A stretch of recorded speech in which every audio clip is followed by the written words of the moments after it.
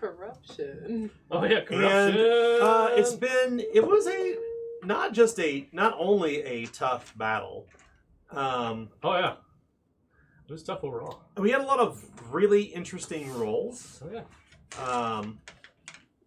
I think some quick observations while we roll corruption. I think that operating without a grid, like between this weird area where it's like partial theater of the mind and partial no grid, is causing confusion and frustration. Mm-hmm. So I think what we will do next time is we'll pull out an actual grid. I'll get a grid to put down. We'll find like a piece of acetate to put over it and then mark it up. Yeah. So we have a clear understanding. Because I think there are some calls that you didn't agree with and some calls that I made that I didn't want to make for you. Yeah. So what we'll do in the future to fix that is we will get some sort of grid laid out so we have a clear understanding. So we have a very definitive understanding. Now, we have to remember that Zweihander is not built for a grid. So there's going to be rulings that will come up that just aren't covered in the rules because once again, it is not built for grid combat. Like the parry ability of that Terwin has. Yeah, like it was really interesting. It's engagement. That's right. So he's like 4 yards away. Yeah, engagement. It gets funky, but we roll with the punches. I try to be as fair as possible to both sides, and that's just the way we have to do it. The other alternative is not to use a grid and just to go back to theater of the mind. And I like grid. I think everybody likes a grid. I mean, I think we're just challenged with the fact that we don't have an actual hardcore grid on here. Yeah. So when we have super tactical combat, where we want to do distinct movement or moving around, I can sense frustration. So we'll fix that. It's okay though. Okay. So let's roll some initiative, some corruption tonight. What's your corruption value, Terwin? 9. What do you have, Harper? Lisa? 0. Ooh. Oh, good. You probably need that order point now. What about yourself, Warren? 21. Nice. Oh, Come on, 1. it's 3. 3 is the value. So that means I get a chaos, right? So let's do a quick post game. Let's talk about observations.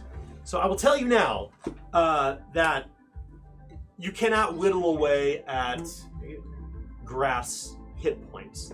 There's no way. He's a puzzle monster. He has rules that are drawn around that do not allow him to be killed by simply drawing him to slain. Much like you'll see with some creatures in the current book, like skeletons as an example. They have to be like brought. The only way they can permanently be slain is by scattering their bones. Graf's is unique, and maybe one day you'll figure out what that is. But that's the reason for that.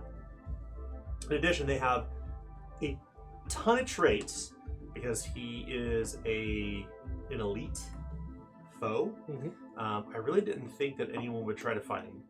I wasn't expecting that tonight either. I didn't either, but I think that was precipitated upon some interesting decisions.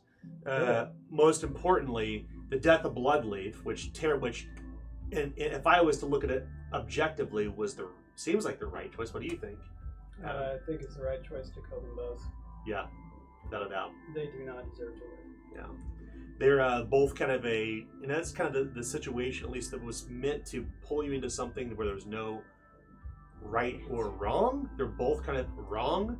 So it's always interesting to see the choices that players make when you pit them in a situation that is not an easy, like, this is clearly the good guy, this is clearly the bad guy. I think that's kind of become a staple of our games, and has led to some fights that we wouldn't anticipate. I came really close not to statting him out today because I was like, it's not going to happen. And then right before I came home a little late today, I was like, I need to stat out just in case. So, but a stack of interesting traits will make fights hard. And it's very good that you all, Lisa waited until the other Crusaders had left, because that would have been an unmitigated disaster. Probably an end to Queen of Embers. Oh yeah, it'd have been a total party wipe. Yeah. No, but she, just moralistically, she couldn't not take a shot. Yeah. She had to. I mean, I think it goes back to what Adam mentioned. Like, both of them were clearly in the wrong, and the only way to stop blood, because you would anticipate, like, let them kill each other so we get what we want, which is a potential outcome, obviously, as well. Nothing was scripted in this. It was all. I purposely left this chapter in particular because it's unfinished, very open, because I was curious what decisions you would make. I didn't know what would happen. I didn't know how you go about if you negotiate, if you would just. For a moment, I was like, they're gonna try to create a diversion and run away with Emil, and they'll be done instead. Oh, that was an idea I had. I Yeah. just don't think that was Harper's Yeah, willingness to do I that. think that's the tension, though, right? The tension is like, what would I do versus what my character will do. Right. Oh. And sometimes it's hard to really distinguish between those two, right? Like if we get to this point in our other game with Defenders of Cobalt, it's totally what my character would do. Run. It's like Yeah. not my battle. I'm gonna take this guy and get the fuck out. What do you think, Nick? About the situation? Yeah. Well, like It's Warren, just a judgment-free zone, of course, obviously. Like Warren, I'm But- of two minds. Yeah, that's true. Because Warren walked in here not as Warren, Right. but as your possessed being, the person you're Yeah. possessed by. So, yeah, the possessed being is channeling Warren's rage, Warren Prime's rage, I guess, and that he feels a sort of kind of sense of kinship with the The pig. pigs, yeah, Yeah. because he's been in a similar situation, so she's kind of grafted onto that, and to try to do what she does.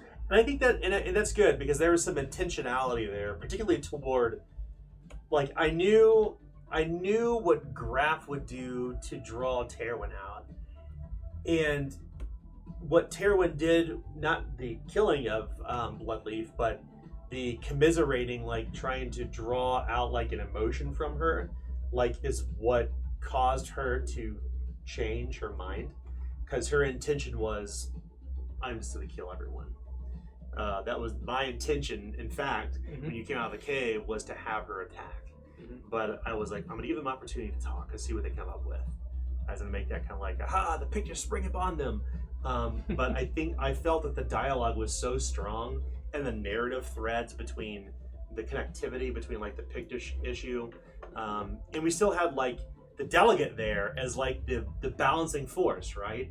And it's like, I think it's one of those things where I was like, I always want to be a fan of the characters, but I have to be true to the story of who Yelana is, because it's so far outside. I mean, this is literally, quote, a side mission, so to speak. But I think when I look at Queen of Embers, what people will see is that there's all these threads, and you've seen already, like you've seen things start to happen due to your decisions, like it's affecting other parts of the world, which we'll see in future games. And I want this to, and this was kind of meant to be that too, because this part was not really all fleshed out.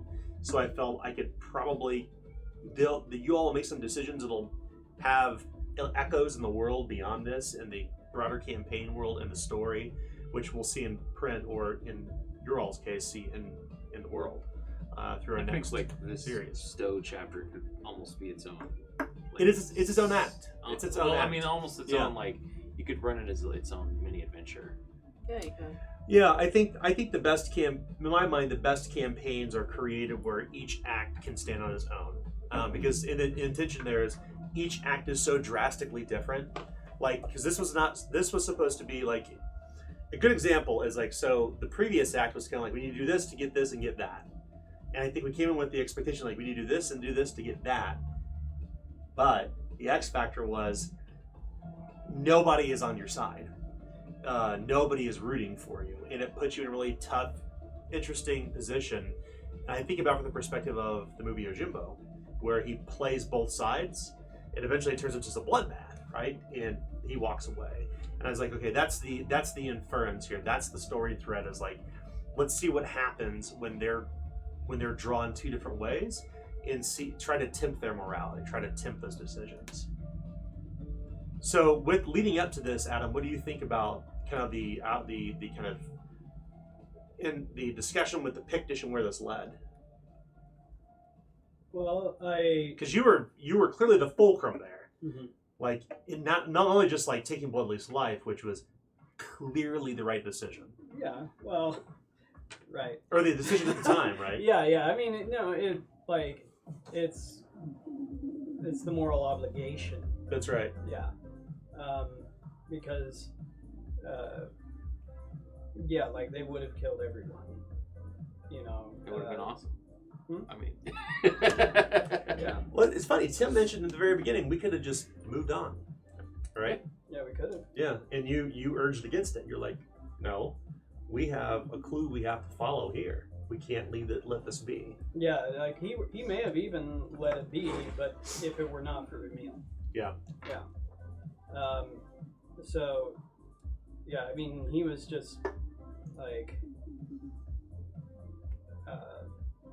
he knows that he's murdered a lot of people, but he just still couldn't even understand how these people would go this far down that road to madness, even though he has seen plenty of people that are that far down the road. Yeah, and I think it's a good point. I think the one thing that we kind of joked about, but the reality is that people are living in the end times, and they've been put, and you're seeing some very powerful personalities bubble up, who are tempted and enabled by the fact that they're living in the wake of the first resurrection. Right? People were in some minds, it's like this was a punishment. Others were like, this is the end times, and we're going to live in the well souls, and what happens to the people who are left over.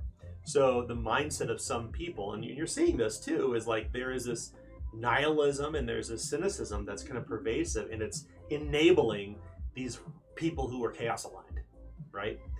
We see it around our table with Nick's character, and we see with non-player characters why people are so willing to go so far to justify or to do what they're doing, because some believe there's no tomorrow, some believe there's a new tomorrow. It's going to be at the hand of whatever. This is almost, if you think about Evangeline being one side of the coin, and then Graf, they are the same person, but one is order aligned, one is chaos aligned.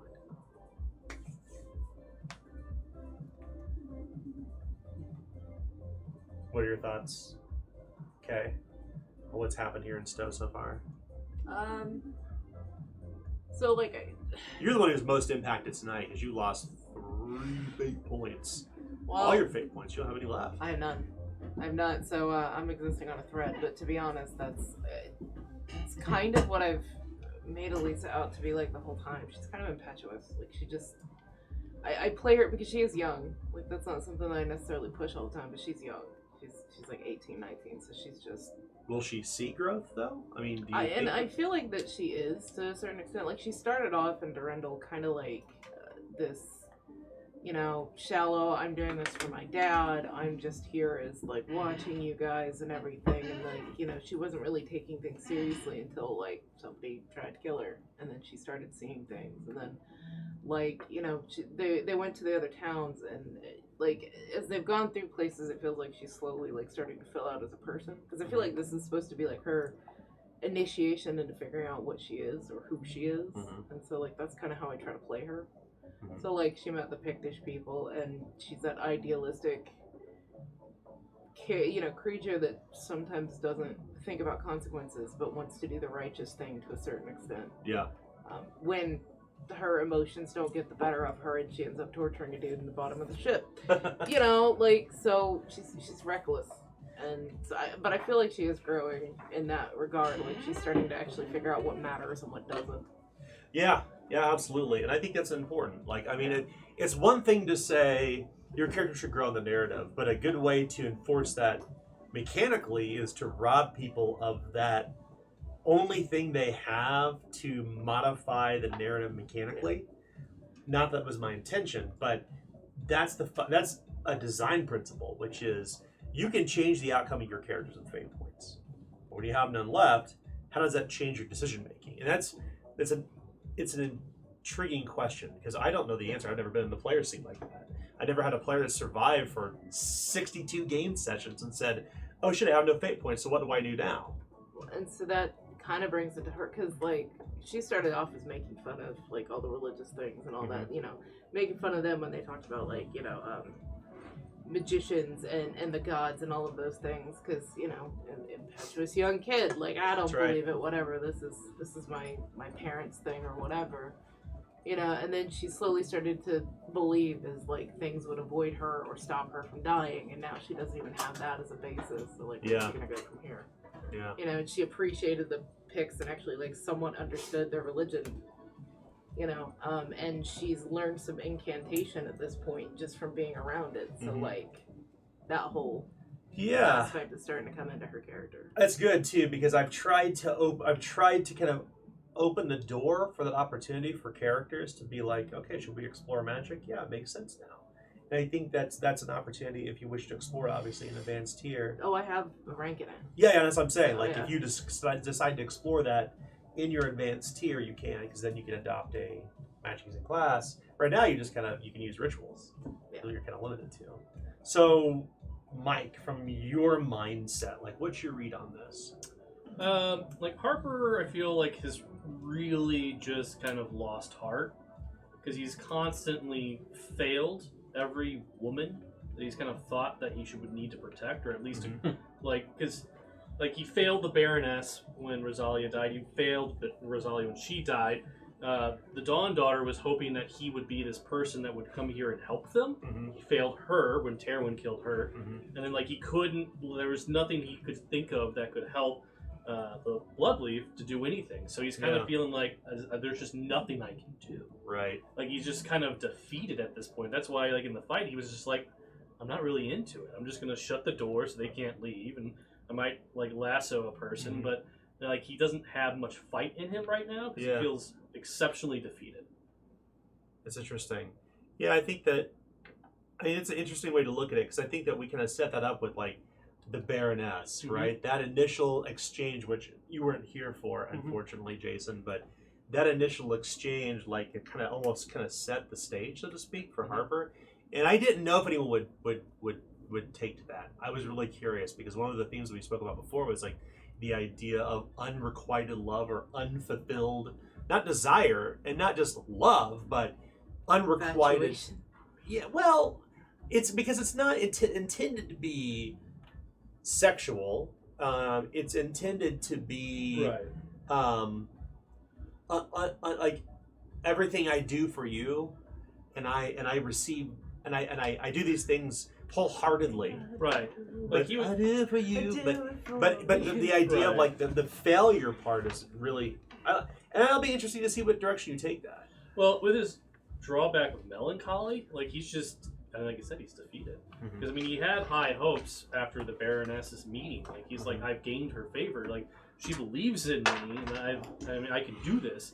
And then just kind of one thing after another, he's just feeling like everything he's tried to do to help the Baroness has failed. Like, there's nothing in his mind that has gone right thus far since we've left. Yeah. So Jason, obviously you're new to the table. Your character is new to the group by you're new to the table by about 6 sessions at this point, and have been drawn into something pretty big. I mean, granted, you don't have you probably have some picture of what's going on, but you don't have the full picture. I mean, what's your read on this? Like, what's going on in Eugene's mind? So it's actually, it's kind of funny to me because I'm through Eugene, I'm looking at the situation. I'm the polar opposite of Tyrwin. Whereas he thought both parties were wrong.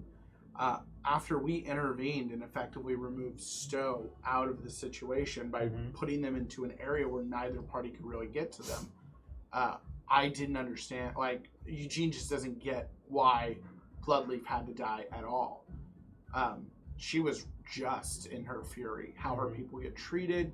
And his coming from just this sheltered library standpoint to literally like the moment he's meeting people, it is blood and it is danger, and every person is an extremist in the biggest regard.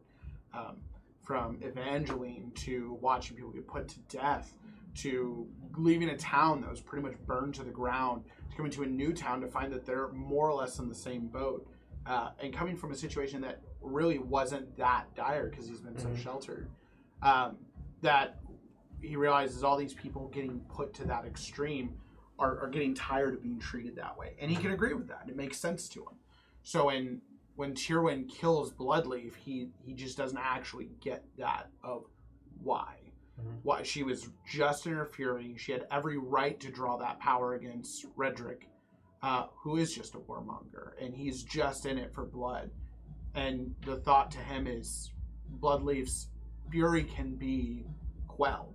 Like, she has a motive. It is kill the warmonger, save her people, and they'll probably go back to their ways, having proven that they cannot be fucked with anymore.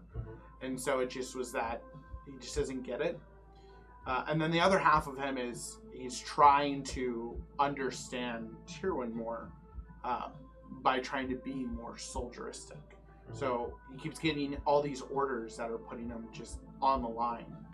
And he's just becoming more and more realize that he's not made for this. Has anyone ever here played the game Spec Ops: The Line? Mm-hmm. It's essentially, I mean, for lack of a better term, it's Apocalypse Now, and it's always a question of like, and this is the direct correlation with Zweihander in general. Is like, how far are you willing to go? And that's always the question. And it's my job to see how far I can push you, and it's your job to push back or to give in. That's essentially the crux of any successful Zweihander game. Is like, how far will you take it? And I think that there are choices you'll make that are justified. You gain corruption regardless, but it's justified. It makes sense for the character in the story. It doesn't make it right or wrong. It's just justified for the situation. And there will be times where you'll be put in situations where you're pushed in directions you're not necessarily comfortable in. But that will drive toward new professions too. Like, what's your current profession? Currently, You went from archivist archivist to bailiff. That's right. So, I think we're going to see things change after Stowe. It's going to take it because I try to make each axe have some unique mechanical thing about it. We'll see what happens next. Next time you'll actually be able to talk to Emil, get all the information you need out of him if you can get him away, because he's still in the encampment. But we'll probably have Tim back next week too, which will be good. But we'll see what unfolds there. So let's plan for next week. Yep. Thanks everybody for tuning in. Thanks for your patronage. Yeah. Thanks everybody. Bye. Bye. Bye. Bye. Bye.